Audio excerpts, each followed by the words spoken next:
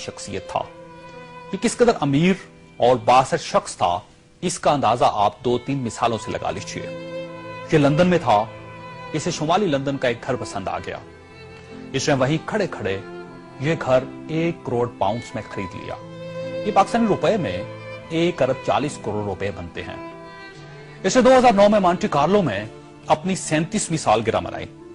ये दुनिया की महंगी तरीन सालगिरह थी, जिसमें रूस के एल्युमिनियम टाइकॉन ओलेग टेरिपास्का, सोने की कानों के मालिक पीटर मुंक और मोनाको के शहजादे अल्बर्ट समेत दुनिया भर की मशहूर शख्सियात ने शिरकत की।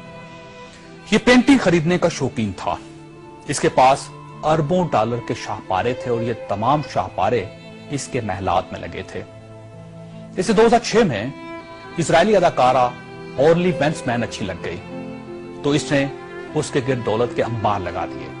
चुनांचे ये इसकी गर्लफ्रेंड बन गई और ये दुनिया की महंगी तरीन गर्लफ्रेंड थी। बरतानवी वज़ीर-ए-आज़म टोनी ब्लेयर इसे अपना जाती दोस्त कहता था और इस पर 10 डाउनिंग स्ट्रीट के दरवाजे हर वक्त खुले रहते थे। बरतानवी शाही खानदान ने इसे कई बार बकिंगम पैलेस और विंडसर कासल में लंच और डिनर दिए थे। ये लंदन और पेरिस में प्ले बॉय की जिंदगी गुजारता था और इसे दुनिया जहान के कानून तोड़कर बहुत खुशी होती थी। इसने एक बार पेरिस की शांज़-एलीज़े पर 120 किलोमीटर की रफ्तार से गाड़ी चलाकर पूरी यूरोपीय दुनिया को हैरान कर दिया और पेरिस की सिटी हुकूमत कोशिश के बावजूद इसका चालान न कर सकी। ये लीबिया की इन्वेस्टमेंट अथॉरिटी का सरबराह भी था और यह अथॉरिटी दुनिया के किसी भी मुल्क में किसी भी वक्त $10 बिलियन तक की सरमायाकारी कर सकती थी और यह एक बहुत बड़ा इस्तेहकाक था। इस शख्स का नाम नाज़रीन सैफुल इस्लाम है और ये लीबिया के साबिक हुक्मरान कर्नल कज़ाफी का बेटा है। सैफुल इस्लाम कर्नल कज़ाफी का वारिस और वली-अहद भी था और इसे दुनिया का इसके बारे में ख्याल था कि यह कर्नल कज़ाफी के बाद लीबिया का हुक्मरान होगा।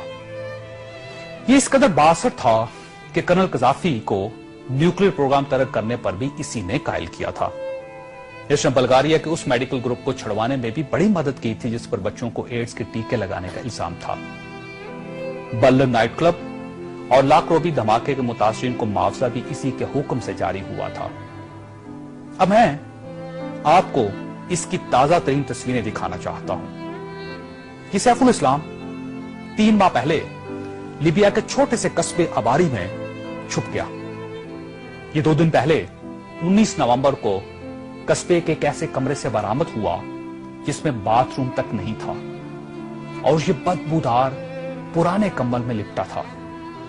इसकी उंगलियों पर प्लस्तर चढ़ा हुआ था और यह प्लस्तर भी इसने खुद चढ़ाया था क्योंकि इसे डॉक्टर तक की सहूलत हासिल नहीं थी।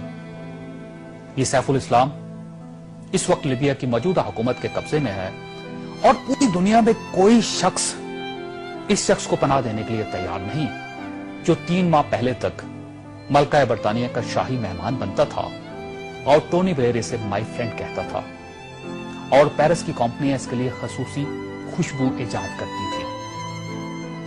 यह है सवाल और यह तस्वीर दुनिया के उन तमाम हुक्मरानों और इनके खानदानों के लिए इबरत का सबक है जो इक्तदार को सब कुछ समझ लेते हैं और जो इस ज़ौम में मुब्तला हो जाते हैं कि इनके इक्तदार का दरख्त हमेशा सब्ज रहेगा।